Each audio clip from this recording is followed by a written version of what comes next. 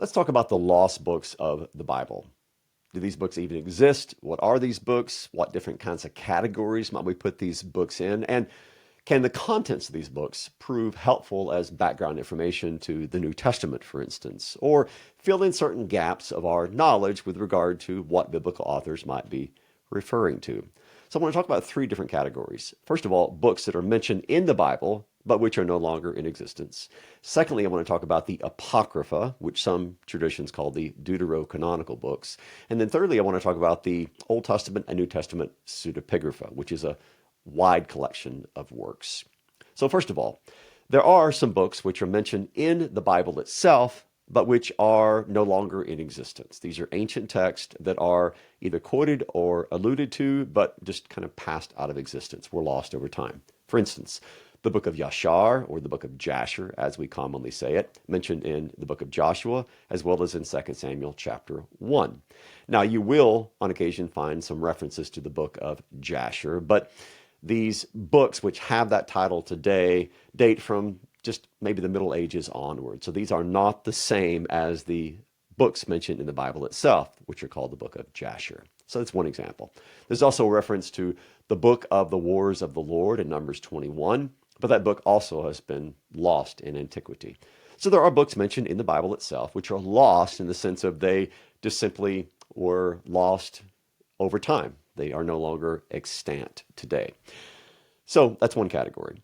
Secondly, most of the time when you see articles or books that talk about the supposedly lost books of the Bible, they're talking about, in part, the Apocrypha or the Deuterocanonical books. These books are not lost. They've been in existence, well, for as long as we've known about them. They never have passed out of it. They've never been lost. They've been hidden away.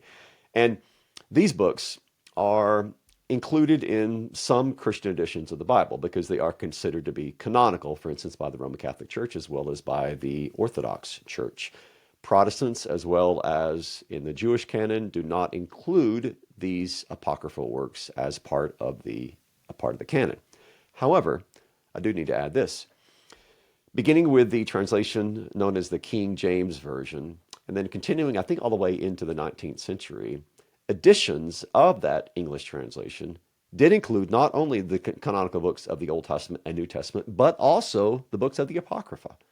So if you were living, for instance, in the 1700s, and you had a copy of the King James Version of the Bible, within the covers of that Bible, you would also have the Apocrypha.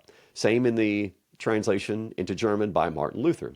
Not only did you have the canonical books of the Old Testament and New Testament, but you also had included there the books of the Apocrypha.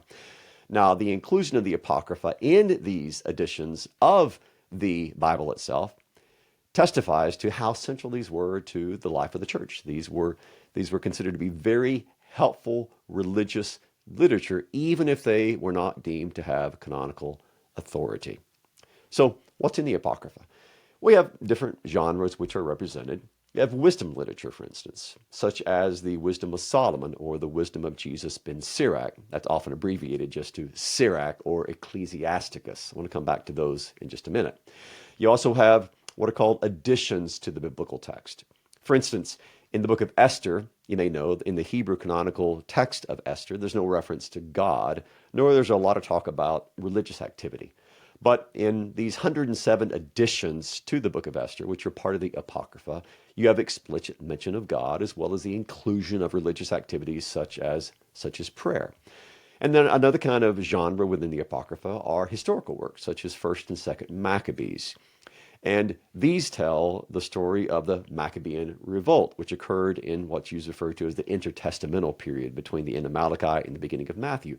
And reading 1st and 2nd Maccabees is a very helpful introduction into kind of the culture and the mindset and the history of the Jews. It fills in that gap which we have from the last canonical text to the first book of the New Testament. And this is certainly a doorway into kind of the mindset of the Jews of the first century, of course, many of whom were part of the community that gathered around Jesus, the Messiah. So the New Testament authors themselves were part of this culture, part of this history. And so reading their history in books like 1st and 2nd Maccabees can be very useful. Now, also, back to the wisdom literature of the Apocrypha, consider this. there are a couple of places where you have the Apocrypha using language which actually is mirroring what we read about Christ in the New Testament. And so reading these alongside each other, this apocryphal literature with the New Testament, can shed light. For instance, we're all familiar with in John 1 how John writes that the Word became flesh and tabernacled among us. Now, that same imagery, in fact, that same kind of language of something from God tabernacling, pitching its tent among the people of God, is found in the wisdom of Jesus ben Sirach, or Ecclesiasticus. Chapter 24 talks about how wisdom personified was looking for a place to tabernacle and ended up tabernacling in Israel. So what the wisdom of Jesus ben Sirach describes as the personification of wisdom tabernacling in Israel, John describes as the Word becoming flesh and tabernacling among us. And so there could be some of John echoing what was already spoken of in the popular Jewish literature of his day, using that as a means of teaching us about Christ as the incarnate Word of God. Or, for instance, if we turn to the opening chapter of the book of Hebrews, we read that Christ is the radiance of the glory of God. Now, that same Greek word for radiance is used in the Wisdom of Solomon, chapter 7, where once more wisdom is described as the radiance of eternal light. So once more, we have an example of where the personification of wisdom in this apocryphal literature is echoed in the description of who Christ is, the Son or the Word of God. So this apocryphal literature can actually be some helpful Christological background to our understanding about how the New Testament authors were describing who Jesus is. So that second category of the Apocrypha, sometimes really wrongly called lost books of the Bible, can be extremely helpful literature for getting into the theology, the history, the culture, the language that was circulating among first century Jews. And of course, the first century Jews are those who authored the New Testament. And then there's a third category. And the third category is a very broad category called the New Testament and the Old Testament Pseudepigrapha. And we have all kinds of genres represented there. You have apocalyptic literature, you have wisdom literature, you have testaments, you have romance literature. You have all kinds of genres which are kind of under this big umbrella of the Pseudepigrapha. And sometimes when people talk about the lost books of the Bible, it's these books also that they are referring to. Although these books are not lost, you can find editions online or in book form where you can read these for yourself. In fact, directly behind me on my bookshelf are 2 volumes of New Testament Pseudepigrapha and 2 volumes of Old Testament Pseudepigrapha. So how can these be helpful? Well, just a couple of examples. There's apocalyptic literature, the most well-known of which is the literature of Enoch, first Enoch in particular. So if you're studying the book of Revelation, for instance, then this apocalyptic genre represented in Revelation is also represented in this popular Jewish literature known as Enoch. And so by studying Enoch and kind of getting familiar with the images and the symbols that are used in that apocalyptic work, that can be helpful when reading Revelation.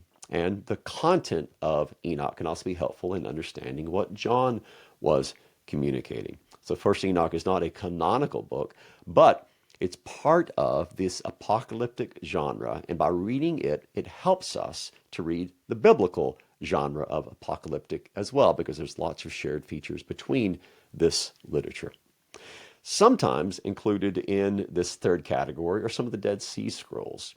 And so, for instance, there's a Dead Sea Scroll called 11Q Melchizedek. And this is talking about what's going to happen at the very end, the last jubilee of world history, where a heavenly Redeemer figure is going to descend from heaven and lead the armies of the sons of light in this final victorious battle against the sons of darkness. And the leader that comes down from heaven is named Melchizedek.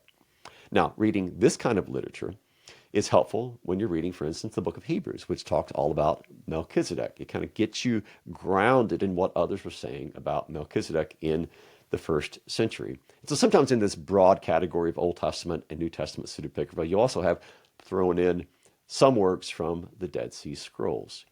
One more example. You know, in Romans 5, Paul talks a lot about the fall of Adam, and he uses this Adam and Christ typology. Now, that might come across as a bit of a surprise, because if you read through the Old Testament, not much is made about Adam once you get past Genesis. But Paul makes a pretty big deal when he talks about the fall of Adam and how this fall has affected all of humanity.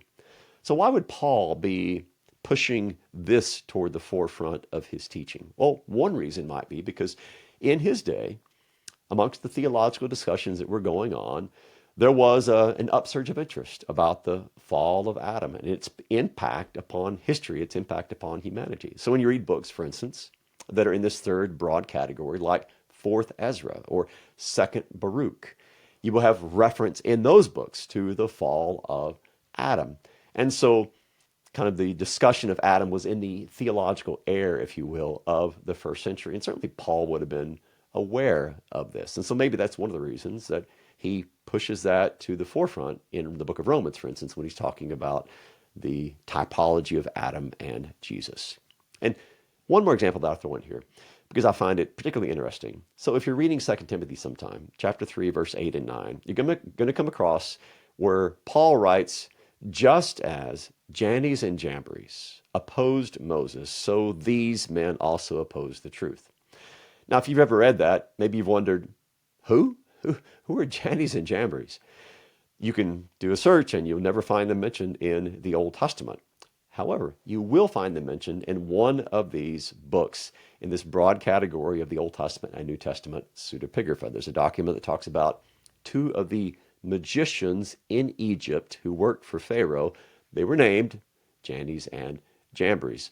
So Paul in 2 Timothy 3, in naming these magicians, is including in his writing a well-known Jewish tradition, giving names to two of these magicians that are anonymous back in the canonical book of Exodus. So in that way, this third category of books provides a detail that helps explain why Paul mentions what he does when writing to Timothy.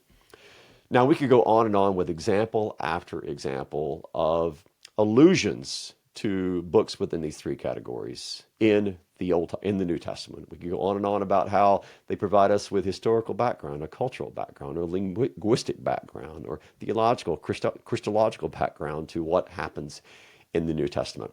I would urge you to check it out yourself. If you don't own a copy of the Apocrypha, get a copy and read it. If you've never read the Pseudepigrapha, well, then read some online or buy the editions of the book and read it for yourself. If you've never read the Dead Sea Scrolls, well, you can find editions of those as well.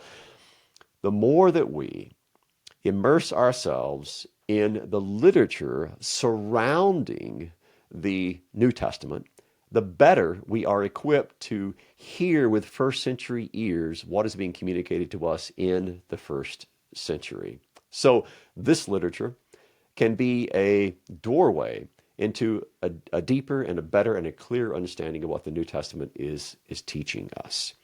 So that's a quick run through of what are called supposedly the lost books of the Bible. They're not lost, they're in existence, and they can actually be useful aids when it comes to being students of the Scriptures and teachers of the Scriptures. Hope this has been helpful. Peace to you all.